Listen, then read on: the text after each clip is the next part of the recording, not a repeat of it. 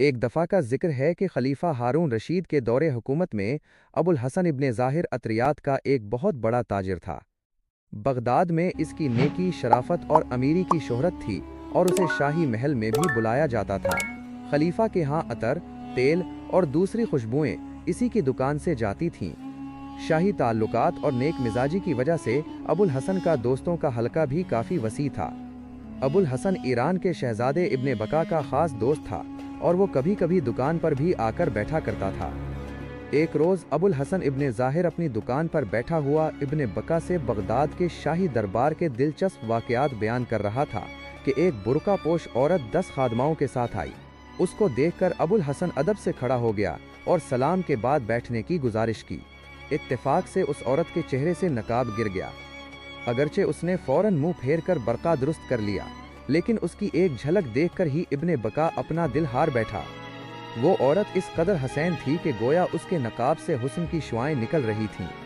ابن بکا نے یہ سوچا کہ یہ کوئی معزز خاتون معلوم ہوتی ہے، کہیں وہ میری بے تابی محسوس نہ کرے اور میں یہاں بیٹھ کر اپنے دل پر قابو نہ رکھ سکوں، اس لیے وہاں سے اٹھنے لگا۔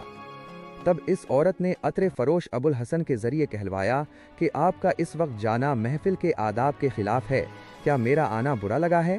پھر ابن ظاہر سے پوچھا کہ یہ کون ہیں؟ اس نے جواب دیا کہ یہ ایران کے شہزادے ابو الحسن ابن بکا ہیں۔ وہ عورت کچھ دیر تاجر سے آہستہ آہستہ گفتگو کرتی رہی، اس کے بعد ابن بکا پر ایک نظر ڈال کر چلی گئی۔ ابو الحسن نے ابن بکا کو بتایا کہ یہ خلیفہ ہارون رشید کی پسندیدہ کنیز شمس النہار تھی۔ پھر کچھ دیر خاموش رہ کر کہنے لگا کہ اگر میرا اندازہ غلط نہیں تو مجھے ڈر ہے کہ آپ اس سے محبت کرنے لگے ہیں۔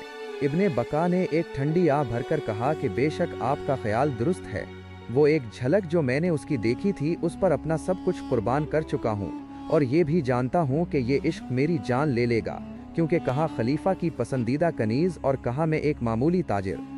ابن ظاہر نے اسے تسلی دیتے ہوئے کہا کہ دوست تم قسمت کے سکندر ہو، شمس النہار بھی اپنا دل ہار گئی ہے اور جاتے ہوئے تاکید کر گئی ہے کہ جب میں خادمہ بھیجوں تو اپنے ساتھ ان کو بھی لانا، لیکن مجھے فکر ہے کہ اگر تم دونوں میں سے کسی نے بھی کوئی ایسی حرکت کی جس سے دوسروں کو شک ہو تو پھر بات خلیفہ تک ضرور پہنچ جائے گی۔ یہ گفتگو ابھی کر ہی رہے تھے کہ ایک خادمہ نے آ کر تاجر سے کہا کہ تم کو سامان لے کر شمس النہار نے بلایا ہے۔ اس نے کہا بہت اچھا، تم چلو میں حاضر ہوتا ہوں۔ پھر عطر اور تیل کے برتن ایک غلام کے سر پر رکھوا کر ابن بکا کو ساتھ آنے کو کہا۔ راستے میں پھر ابو الحسن ابن ظاہر اپنے دوست کو سمجھاتا رہا کہ جس طرح بھی ممکن ہو تم اس خطرناک راستے پر قدم نہ رکھو، مجھے اس کا انجام اچھا نظر نہیں آتا۔ شمس النہار کتنی بھی کوشش کرے راز کھل کر رہے گا اور پھر خدا ہی جانتا ہے کہ کیا ہو۔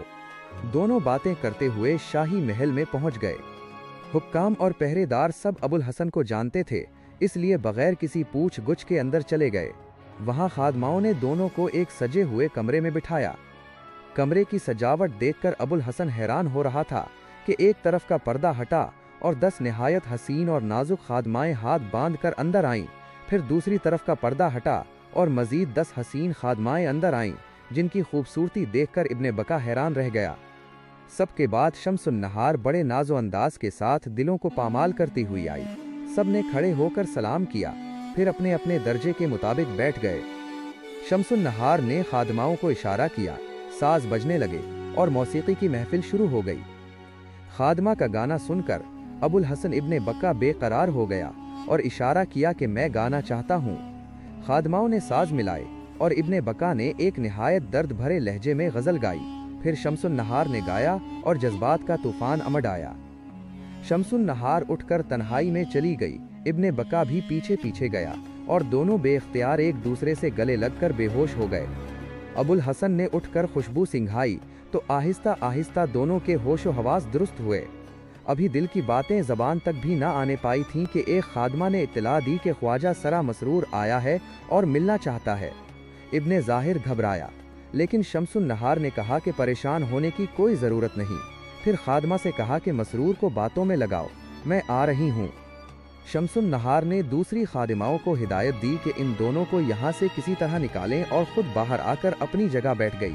اشارہ پا کر مسرور اندر آیا اور ادب سے سر جھکا کر عرض کیا کہ امیر المومنین تشریف لانا چاہتے ہیں۔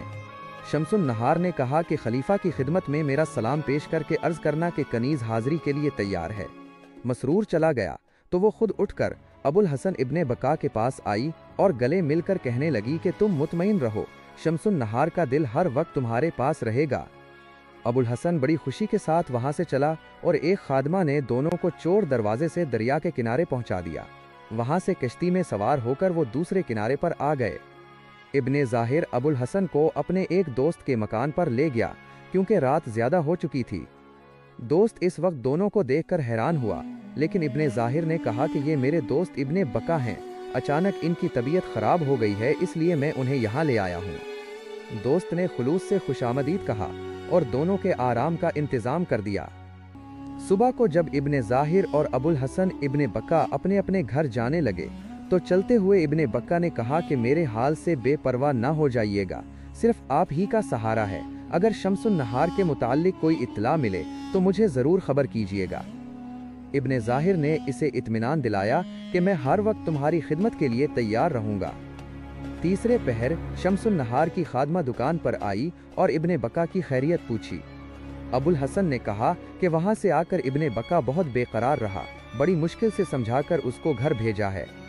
खादमा कहने लगी कि शम्सुन नहार भी बहुत परेशान है, हम कल से मुसलसल समझा रही हैं लेकिन उसे सुकून नहीं मिलता।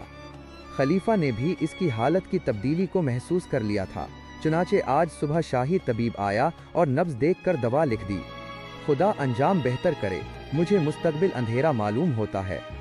इब्ने ज़ाहिर इब्ने बका के मकान पर गया और खादमा की आमद का हाल सुनाया और साथ ही समझाता रहा कि सब्र से काम लो, अगर राज खुल गया तो बहुत ज़्यादा मुश्किलात पैदा हो जाएंगी। अबुल हसन इब्ने ज़ाहिर उसे अपने साथ लेकर इब्ने बका के मकान पर आया। ख़त देखकर इब्ने बका बहुत खुश हुआ, देर तक ख़त को सीने से लगाए रखा, फिर जवाब लिखकर खादमा को दे दिया। इब्ने ज़ाहिर ने रात को लेटकर तमाम मामले पर गौर किया तो हर तरफ खतरात नजर आए। उसने सोचा कि शाही पसंदीदा कनीज़ की ये ख़तो किताबत कभी न कभी रंग ज़रूर लाएगी और जब खलीफा को हालात मालूम होंगे तो मालूम नहीं कि मेरा क्या हशर होगा। चुनाचे उसने इरादा कर लिया कि इस मामले से अलग हो जाना चाहिए, लेकिन दूसरी तरफ इब्ने बका से दोस्ती का ख्याल आया। एक सच्चे दोस्त की हैसियत से उसका फ़र्ज था कि मुसीबत के वक्त जो कुछ हो सके इमदाद करे। आखिर वो इस फैसले पर पहुंचा कि ये मामला ख़तरनाक सूरत इख्तियार करेगा और नतीजे में जो तबाही आने वाली है वो उसकी बर्दाश्त से बाहर है। इसलिए सुबह उसने अबुल हसन इब्ने बका को एक ख़त लिखा और तमाम हालात समझाकर उसे इत्तला दी कि मैं कुछ दिन के लिए बसरा जा रहा हूँ। ये ख़त एक ग़ुलाम के हाथ भेजकर वो खुद सफ़र का सामान बांधने लगा। इसी दौरान इब्ने ज़ाहिर का एक जौहरी दोस्त आ गया और सफ़र के बारे में पूछने लगा।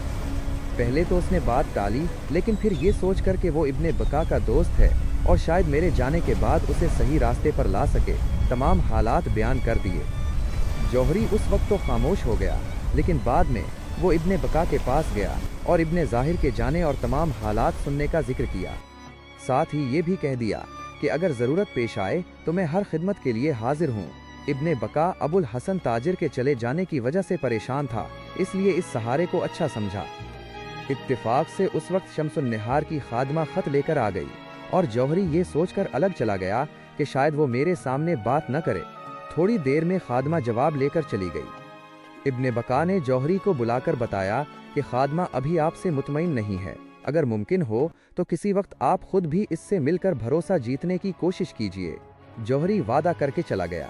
4 रोज़ के बाद खादमा फिर शम्सुन नहार का ख़त लेकर जा रही थी। जौहरी उसको देखकर पीछे हो लिया और बात करने के लिए मुनासिब मौका तलाश करने लगा। खादमा जल्दी में थी, मालूम नहीं कैसे ख़त उसकी जेब से गिर गया और जौहरी ने वो ख़त उसे वापस दे दिया और बताया कि मैं इब्ने बका का राजदार दोस्त हूँ। अगर उस वक्त मैं तुम्हारे पीछे न आता और ये ख़त किसी दूसरे के हाथ लग जाता तो किसी की खैर नहीं थी। फिर खादमा को कुछ इनाम दिया और बातें करता हुआ उसके साथ इब्ने बका के घर आया। इस तरह खादमा को इत्मीनान हो गया और उसने शम्सुन नहार से भी उसका जिक्र कर दिया। शम्सुन नहार मोहब्बत के जोश में ज़रूरी एहतियात भी भूल जाती थी। उसने खादमा के ज़रिए जौहरी को शाही महल में बुलाया। जौहरी ने खादमा को समझाया कि मेरा महल में जाना किसी तरह दुरुस्त नहीं, इब्ने ज़ाहिर का पुराना असर और रसूख था, उसको सब जानते थे, मैं नया आदमी हूँ, अगर शक पैदा हो गया तो बड़ी दिक्कत होगी। अपनी मालका से कहो कि मेरा एक मकान है जो मैंने दोस्तों की दावत के लिए रखा हुआ है, अगर वो मुनासिब समझें तो मैं वहाँ इंतज़ाम कर दूंगा, इब्ने बक्का भी वहीं आ जाएंगे। इस तरह आसानी से मुलाकात हो सकती है। खादमा ने जाकर शम्सुन नहार से कहा तो वो तैयार हो गई। खादमा फिर वापस आई और इत्तला दे गई कि शाम को मालका आएंगी।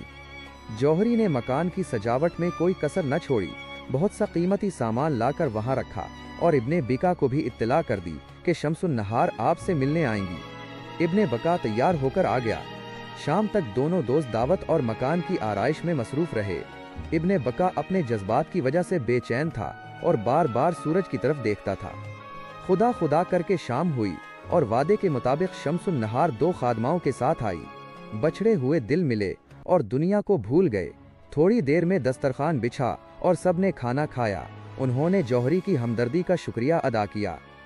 अभी ये गुफ्तगू कर ही रहे थे कि बाहर से शोर की आवाज़ें आईं और एक गुलाम ने इत्तला दी कि डाकुओं ने हमला कर दिया है, मकान लुट रहा है और कई आदमी जख्मी हो चुके हैं। जौहरी सूरत हाल देखने बाहर आया तो खुद भी गिर गया। इतने में डाकू तमाम मालो असबाब लौट कर फरार हो गए। जौहरी मकान की तरफ आया तो मालूम हुआ कि डाकू इब्ने बका और शम्सुन नहार को भी पकड़कर ले गए हैं। जौहरी बहुत परेशान हुआ। शम्सुन नहार का गायब होना और तमाम कीमती सामान का लटना और हुकूमत की पूछगछ का खतरा, उन सब बातों ने उसे घबरा दिया। वो दिल में कहने लगा कि इब्ने ज़ाहिर ने अच्छा किया कि चला गया। मुझसे बड़ा बेवकूफ़ कौन होगा जो खुद अपने सर पर मुसीबत लाया। डाके की खबर मशहूर होते ही कुछ दोस्त आ गए और जौहरी को तसल्ली देते रहे। इतने में एक गुलाम ने आकर बताया कि एक शख्स तन्हाई में आपसे मिलना चाहता है। जौहरी बाहर गया तो वहाँ एक अजनबी खड़ा था। उसने कहा कि आप मेरे साथ थोड़ी दूर चलें, मैं आपको डकैती के बारे में कुछ बताऊंगा। जौहरी उसके साथ चल पड़ा। थोड़ी दूर जाकर उसने कहा कि मुझे इब्ने बका और शम्सुन नहार ने भेजा है, आप मेरे साथ चलें, उनकी रिहाई भी हो जाएगी और शायद आपका कुछ सामान भी मिल जाए। जौहरी उसके साथ चला गया। दोनों ने दरिया उबूर किया और एक अलग मकान में पहुंचे। वहां 10 आदमी बैठे थे। उन्होंने जौहरी को इज्जत से बिठाया और खाना खिलाया। फिर कहने लगे कि आपके मकान पर जो हमला हुआ था उसमें हम शरीक थे, लेकिन अब हम दोनों कैदियों और सामान को वापस करने के लिए तैयार हैं, बशर्ते कि आप राजदारी का वादा करें। जौहरी ने वादा किया तो उन्होंने इब्ने बका और शम्सुन नहार को जौहरी के हवाले कर दिया और जो सामान बचा था वो भी दे दिया। फिर उन्होंने एक छोटी कश्ती में बिठाकर उन्हें रुखसत किया। जब वो दूसरे किनारे पहुंचकर घर की तरफ चले तो कुछ सिपाहियों ने उन्हें गिरफ्तार कर लिया। शम्सुन नहार ने अफसर को बुलाकर कुछ कहा तो वो फौरन अदब से पेश आया और सिपाहियों को हुक्म दिया कि उनको छोड़ दो और बहिफाजत घर पहुंचा दो। वो सुबह के करीब घर पहुंचे जहां घर वाले परेशान थे। शम्सुन नहार सिपाहियों के साथ अलग चली गई। जौहरी और इब्ने बक्का परेशान थे कि अगर राज खुल गया तो क्या होगा। सुबह को शम्सुन नहार की खादमा आई। जौहरी ने हाल पूछा तो वो कहने लगी कि अल्लाह ने करम किया, राज छुपा रहा। शम्सुन नहार ने अफसर को कुछ रकम देकर खामोश कर दिया और सिपाहियों को उसकी पहचान न हो सकी। फिर उसने अशरफियों की 2 थैलियां जौहरी को दें कि इससे अपने नुकसान को पूरा कर लें। जौहरी ने सब चीजें खरीद कर उनके मालकों को वापस कर दें जिनसे वो लाया था। 3-4 दिन बाद वही खादमा घबराई हुई आई और कहने लगी कि आप और इब्ने बका उस वक्त कहीं चले जाइए, 1 मिनट की देर ना करें, शम्सुन नहार को खलीफा ने बुलाया है। जौहरी के होश उड़ गए। वो दुकान बंद करके इब्ने बका के पास गया और दोनों घोड़ों पर सवार होकर शहर अंबार की तरफ भागे। रास्ते में डाकुओं ने उन्हें लौट लिया और उनके तमाम कपड़े तक उतरवा लिए। परेशानी के आलम में वो एक तरफ चल दिए। इब्ने बका सदमों और बीमारी की वजह से ढेर हो गया। मजबूरन वो एक मस्जिद में ठहर गए। वहाँ एक नमाजी आया जिसने उनका हाल सुनकर उन्हें अपने घर में जगह दी और बहुत खिदमत की। वहाँ शहजादे की तकलीफ और बढ़ गई। जब हालत बहुत ख़राब हुई तो उसने जौहरी से कहा कि मैं अपनी जान शम्सुन नहार की मोहब्बत में दे रहा हूँ, बगदाद जाकर मेरी वालदा को बता देना और हो सके तो मुझे बगदाद में ही दफन करना। इसी रोज़ शहजादा इब्ने बका का इंतकाल हो गया। जौहरी उसकी मैयत वहाँ अमानत रखकर बगदाद आया और उसकी वालदा को तमाम हालात बताए। अगले रोज़ जौहरी के पास वही खादमा आई और रोकर बताने लगी कि शम्सुन नहार जब खलीफा के सामने गई तो रोने लगी। खलीफा को उससे मोहब्बत थी इसलिए उसने उसे माफ़ कर दिया, लेकिन शम्सुन नहार का दिल टूट चुका था और वो बीमारी की वजह से 3 दिन बाद इंतकाल कर गई। खलीफा ने उसका मकबरा बनाने का हुक्म दिया है और मैं उसकी निगरान हूँ। मुझे इब्ने बका की मौत की खबर मिल चुकी है। मैं चाहती हूँ कि दोनों को एक साथ दफन किया जाए। जौहरी ने कहा कि अगर खलीफा को मालूम हो गया तो क्या होगा? खादमा ने कहा कि उसका मैंने इंतज़ाम कर लिया है, तुम सिर्फ इब्ने बका की मैयत मंगवाओ। इस तरह इब्ने बका को शम्सुन नहार के पहलू में दफन कर दिया गया और दोनों हमेशा के लिए एक हो गए। प्यारे सामीन किराम, स्टोरी के अगले हिस्से को सुनने के लिए हमारे चैनल के साथ जुड़े रहें। अगर आपको हमारी वीडियो पसंद आई है तो इसको ज़रूर लाइक और शेयर कीजिए। मिलते हैं अगली वीडियो में, तब तक के लिए अस्सलामु अलैकुम वरहमतुल्लाह।